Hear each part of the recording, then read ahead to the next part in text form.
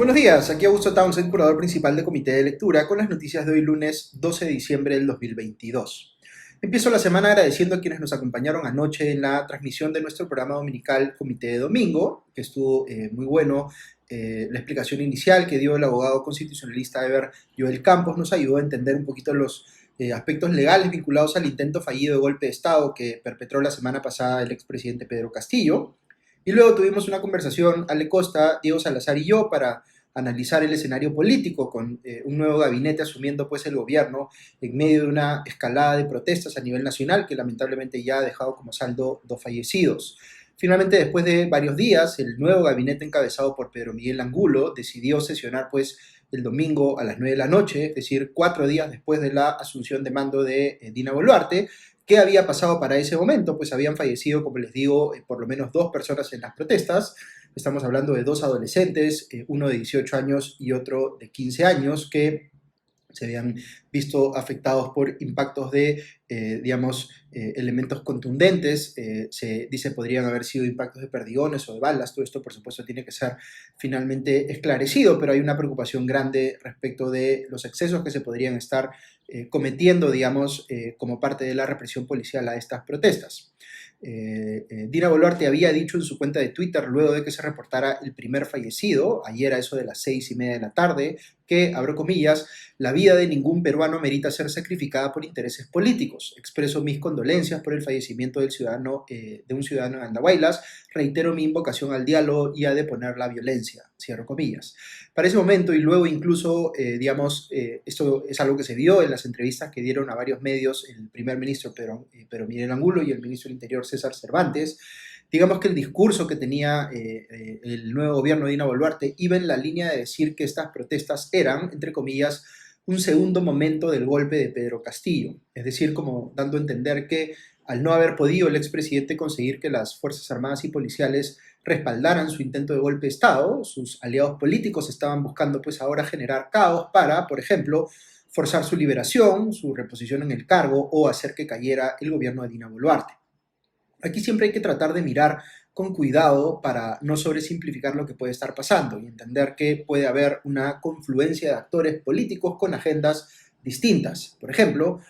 hay en efecto quienes están protestando en defensa de Pedro Castillo, pidiendo su liberación. El movimiento de Verónica Mendoza, Nuevo Perú, es uno de los que está pidiendo explícitamente que escarcelen a Pedro Castillo y otras cosas más, como el adelanto de elecciones generales y que un nuevo Congreso reforme la Constitución para convocar a una asamblea constituyente. Es, por supuesto, muy cuestionable que Nuevo Perú, en su más reciente comunicado, pase por agua tibia el intento de golpe de Estado de Pedro Castillo, pero al menos está reconociendo que no puede exigir de buenas a primeras una asamblea constituyente sin antes hacer una reforma parcial de la Constitución que lo permita. Otros actores están pidiendo más directamente el cierre del Congreso. Hay que recordar que hablar de, entre comillas, cierre del Congreso es inapropiado en nuestro sistema legal porque no existe la posibilidad de cerrar el Congreso. Solo hay un camino habilitado para disolverlo si éste niega 2 cuestiones de confianza planteadas por el gobierno. Pero en la mente de muchos de los que protestan y de los operadores políticos que los asusan, se entiende el, entre comillas, cierre del Congreso como una decisión discrecional que un presidente en funciones puede tomar. Por eso uno ve comunicados como el que sacó la CGTP, el gremio sindical, condenando el intento fallido de golpe de Pedro Castillo, pero a la vez diciendo que este debió haber cerrado el Congreso anteriormente. Por otro lado, creo que en los cálculos de algunos estaba que Antauro Humala fuera uno de los protagonistas, digamos, de los principales actores políticos intentando pescar a río revuelto, pero lo curioso es que Antauro ha dado declaraciones en el sentido de que ya se tiene que aceptar la realidad política de que Dina Boluarte es presidenta de la República. Esto ha hecho que algunas personas, como la ex candidata al Congreso por Perú Libre, Zaida Arias, haya salido a calificar a Antauro Humala de traidor. En Lima quizá vaya a sorprender a algunos que entre los grupos movilizados haya pues algunos de ellos que son más radicales o más antidemocráticos incluso que Antauro Humala. La bandera que enarbolan estos grupos es la convocatoria a una asamblea constituyente en un contexto político de caos que les permita pues, obtener alguna cuota de poder. Hay, por tanto, asusadores en las protestas que están buscando que la crisis se agudice. pero existe también un número muy importante de peruanos que está movilizándose o tomando posición, no para favorecer las agendas políticas de estos operadores, sino que simplemente reclaman por estar o sentirse siempre desatendidos por los sucesivos gobiernos o porque puntualmente quieren mostrar ahora su rechazo al Congreso que evacuó a Pedro Castillo, al cual también ven como corrupto o golpista. Uno no tiene que ser, pues, o tiene que ser más bien cuidadoso en separar a estos grupos de quienes intentan asusarlos. Muchos de sus reclamos de fondo por, digamos, desatención del Estado son muy válidos. Y respecto del rechazo al actual Congreso, que, como decía, en algunos casos se manifiesta como un pedido de cierre, y en otros de manera más razonable como un pedido político de adelanto de elecciones generales, pues podríamos decir que esto era fácil de anticipar dado el nivel de desaprobación que ya tenía el actual Congreso, previo a la vacancia de Pedro Castillo, y que encima se vio inflamado con actitudes innecesarias como los congresistas de oposición pues tomándose fotografías en el hemiciclo como para mostrarse victoriosos. Subestimaron ellos mismos irresponsablemente el nivel de rechazo en su contra.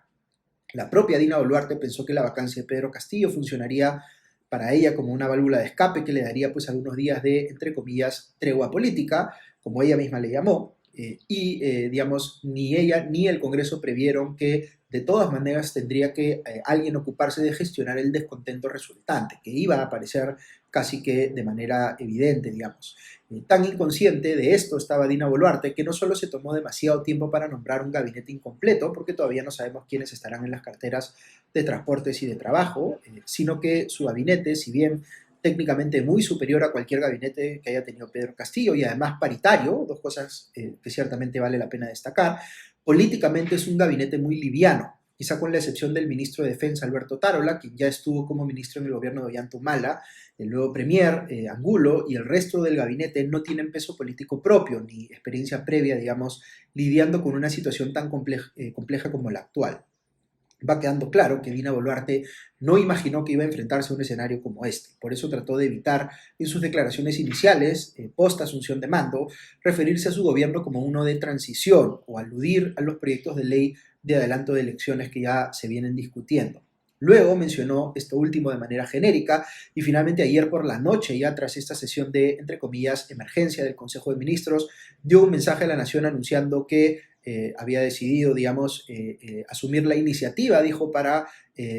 lograr un acuerdo con el Congreso que permita que hayan elecciones generales anticipadas en abril del 2024 y que iba a remitir al Poder Legislativo un proyecto de ley en ese sentido, además de anunciar, digamos, estado de emergencia en Apurímac, Arequipa e Ica. ¿Es esto de, digamos, plantear elecciones para abril del 2024 razonable? Algunas personas escucharán abril del 2024 y se preguntarán por qué Dina Boluarte es incapaz de apresurar más, digamos, la realización de estas elecciones anticipadas, que 24 todavía se ve algo bastante lejano. Pero aquí vale la pena desmitificar un par de cosas. La primera es que el presidente o presidenta en funciones no puede convocar a elecciones cuando le provoque. Nuestro sistema político semipresidencialista es uno con mandatos de gobierno fijos y compartidos además por el Poder Ejecutivo y el Poder Legislativo, que tienen la misma cantidad de años de mandato y estos ocurren de manera paralela. Entonces, no es que dependa de Dina Boluarte adelantar elecciones, sino que depende eminentemente del Congreso. Y además no es algo que pueda hacer ahí, se puede hacer, digamos, de la noche a la mañana, porque hay que aprobar una reforma a la Constitución que o bien requiere dos votaciones en dos legislaturas distintas con más de 87 votos cada una, o bien una votación de 66 votos con posterior ratificación vía referéndum, con los tiempos que implica cualquiera de estas dos alternativas. Y además, si el Congreso llega a ponerse de acuerdo sobre esto y la presidenta llega a tener, ahora sí, base legal, digamos, para convocar a nuevas elecciones, igual los procesos electorales tienen que ser convocados con una cantidad no menor, digamos, de meses de anticipación, teniendo en cuenta que debiera haber elecciones primarias en los partidos y considerando además que nuestro ordenamiento jurídico establece que los gobiernos empiezan el 28 de julio. Entonces, ¿qué cosa quiere decir todo esto? Pues que no es realista tener la expectativa de que podamos tener elecciones anticipadas el próximo año, es decir, en el 2023, sino que es más razonable, como ha propuesto Dina Boluarte, trabajar para que esto pueda ocurrir en abril del 24, lo cual en términos efectivos significaría un recorte de 2 años del mandato presidencial y congresal en curso.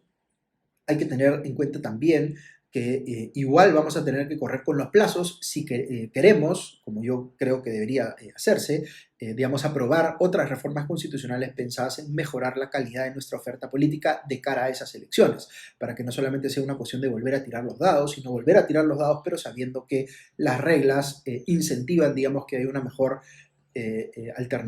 digamos, mejores opciones políticas entre las cuales escoger. Entonces, a lo que realmente podría apuntar la protesta contra el Congreso en este caso, si sus demandas fueran a mantenerse dentro de lo legalmente atendible, sería que las fuerzas políticas de oposición y exoficialistas, digamos, en el Congreso manifiesten hoy la voluntad de tramitar esa reforma constitucional en el más breve plazo para habilitar el camino para las elecciones anticipadas. Contribuye mucho en ese sentido que Dina Boluarte ya se haya manifestado de esa manera, pero nuevamente no es decisión de Dina Boluarte, sino del Congreso. Van a tener que ser muy responsables las bancadas parlamentarias en leer lo que la ciudadanía les está pidiendo hoy y actuar correspondientemente. Como siempre les digo, lo mínimo que podemos exigir a los políticos cuando enfrentan este tipo de situaciones es madurez y entendimiento de que los intereses de la ciudadanía están por encima de los suyos personales. Y hablando de madurez, ayer hubo un bochornoso incidente en el Congreso porque el legislador del bloque magisterial, Pasión Dávila, uno de los defensores a ultranza de Pedro Castillo, cruzó el hemiciclo para propinarle un puñetazo por la espalda al congresista no agrupado Juan Burgos y luego huyó raudo hacia su bancada para ser protegido por los congresistas que más bien trataban de contener a Burgos, que iba tras él. Burgos reaccionó calificando a Dávila de, entre comillas, senderista y terrorista, es decir, cayó en la provocación. Cuando más preocupa, digamos, el estallido de violencia en el país, algunos integrantes pues, del Congreso muestran que para ellos la violencia es el camino. Pasión Dávila debería ser inmediatamente sancionado por la Comisión de Ética del Congreso y yo agregaría desaforado como parlamentario.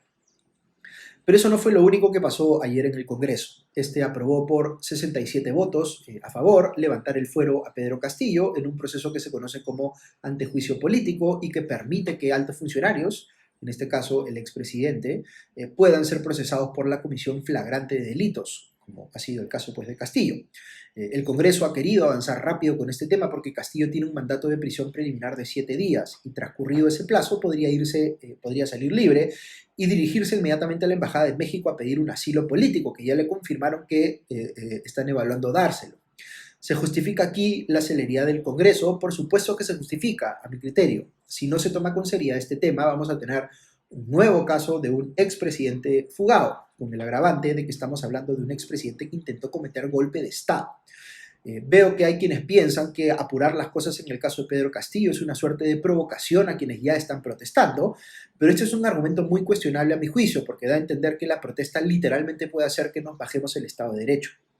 Y con todo lo importante que es el derecho de protesta en nuestro ordenamiento constitucional, yo soy el primero en reconocerlo, es un derecho que coexiste con otros, como el derecho a que haya justicia. Y las decisiones respecto de cómo tratamos a los delincuentes, sobre todo a los que han cometido delitos en flagrancia, transmitidos además en televisión nacional, no pueden estar supeditadas a cómo creemos que van a reaccionar quienes pueden estar dispuestos a tolerar esos crímenes. Si la preocupación política es no inflamar las protestas, lo que necesitamos es un Estado más capacitado para dialogar con quienes reclaman, más dispuesto a hacer concesiones políticas, y más autocontrolado, digamos, para evitar caer en la represión. Y hay mucho que trabajar en esto, sobre todo en lo último. Pero la estrategia para garantizar la paz social no puede ser pues la impunidad de quienes cometen golpes de Estado. En fin, el exoficialismo intentó en el Congreso censurar a la mesa directiva presidida por José William Zapata, diciendo que la moción de vacancia en contra de Castillo fue tramitada de forma ilegal. Este es un tema que se ha convertido en el caballito de batalla de la defensa de personas como Aníbal Torres, el ex primer ministro, que está literalmente diciendo en las redes sociales, desde la clandestinidad, recordemos, que la vacancia aprobada contra Pedro Castillo es nula, porque en su opinión no cita los argumentos de la moción presentada, la tercera moción de vacancia, y no dio tiempo, digamos, para que el presidente se defendiera. Aquí me van a disculpar la expresión, pero es increíble cómo Aníbal Torres no tiene sangre en la cara. Obviamente que la vacancia incorpora argumentos nuevos porque el presidente, su jefe y todo hace parecer que con su consejo acababa de cometer un golpe de Estado Y si bien se faculta al presidente a poder defenderse de una moción de vacancia, no es obligatorio, ni iba a ocurrir en ese momento tampoco, porque el presidente se estaba fugando. En fin, que se ponga derecho a Aníbal Torres y enfrente las consecuencias de sus actos. Dicho ese paso, la decisión de Aníbal Torres de presentarse como abogado de Pedro Castillo al inicio claramente puede ser leída como un intento de asegurarse él impunidad, al hacer ver pues como que cualquier acción legal en su contra generaría una situación de indefensión para Pedro Castillo. Es decir, una leguleyada para blindarse él de la justicia, que cuando vio que no le iba a ser necesariamente efectivo este camino, tomó la decisión de pasar a la clandestinidad. Este fin de semana hemos venido conociendo pues detalles sobre la participación de varios personajes clave en la trama del golpe de Estado, entre ellos, por supuesto, Aníbal Torres,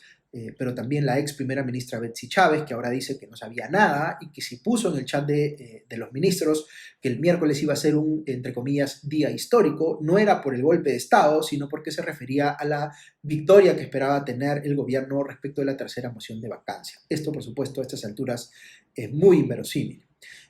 Muy valioso ha sido el testimonio del comandante de la policía, Raúl Alfaro, quien ha señalado que después del anuncio del golpe lo llamó por teléfono, digamos, el ministro del Interior, Willy Huerta, y le puso al presidente Castillo al teléfono, quien le pidió directamente cerrar el Congreso y detener a la fiscal de la Nación, Patricia Benavides.